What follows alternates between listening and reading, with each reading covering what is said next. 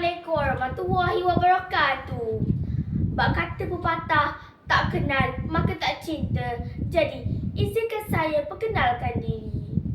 Nama saya Norzara Rania binti Muhammad Aidil Uthman, berusia 11 tahun. Saya merupakan anak didik dari Sekolah Kebangsaan Pusat Cabang 3, Kuala Terengganu. Kod sekolah saya adalah TBA 3018. Hobi saya adalah membaca buku cerita dan bermain permainan di komputer. Manakala cita-cita saya ingin menjadi seorang doktor. Hari ini saya amat teruja untuk berkongsi tentang sebuah novel yang pernah saya baca. Saya akan bawa anda semua menyelami sebuah kisah yang penuh warna, konflik dan pengajaran melalui novel bertajuk Mi Sorak Lawan Budak Kawat. Novel ini adalah karya daripada Aimaisara dan Ramzan Kasirin. Novel ini telah diterbitkan pada tahun 2015 oleh Blingwood Sendirian Berhad. Novel ini setebal 89 halaman bercetak dan mempunyai sisipan kandungan sebanyak 10 bab. Novel ini dibeli dengan harga RM12 bagi Semenanjung Malaysia, manakala di Sabah dan Sarawak pun berharga RM14. Novel ini sangat menarik dan syarat dengan pengajaran yang boleh dijadikan teladan dalam kehidupan sebagai pelajar serta panduan persahabatan dengan rakan-rakan. Ayo bersama saya mengamati dan menyelami kisah cerita novel ini bersama-sama. Bayangkan satu suasana di sekolah. Di satu sudut, sekumpulan pelajar menjadi penuh semangat, bersorak, melompat, memberi sokongan tanpa henti. Mereka dikenali sebagai Mi Sorak, simbol keceriaan dan semangat. Namun, di satu sudut yang lain pula, berdiri tegak sekumpulan pelajar yang penuh disiplin. Langkah mereka seragam, suara mereka lantang, gerakan mereka tepat. Mereka ialah budak kawat.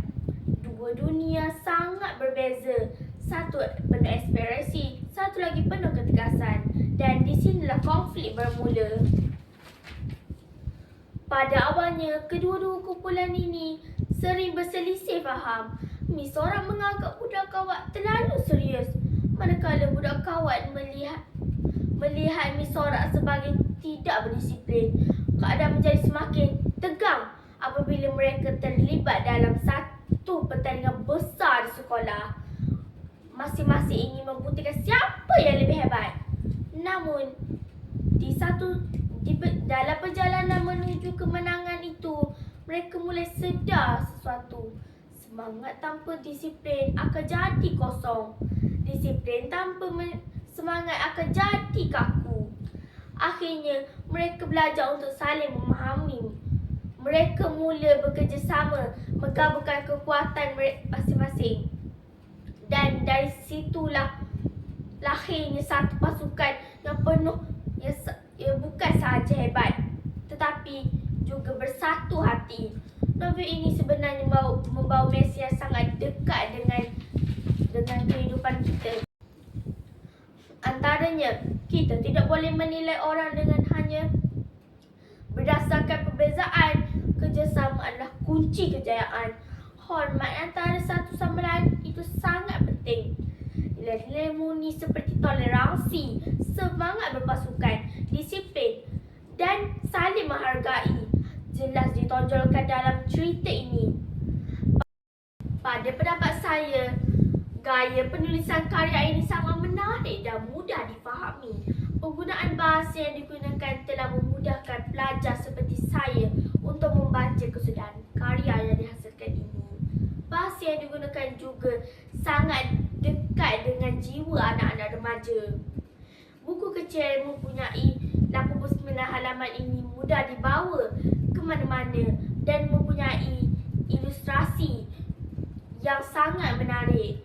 Kesimpulannya, kisah Mi Sorak Lawan Budak Kawat mengajar kita bahawa perbezaan bukan penghalang, tetapi kekuatan jika kita tahu cara menyatukannya. Sekian, terima kasih.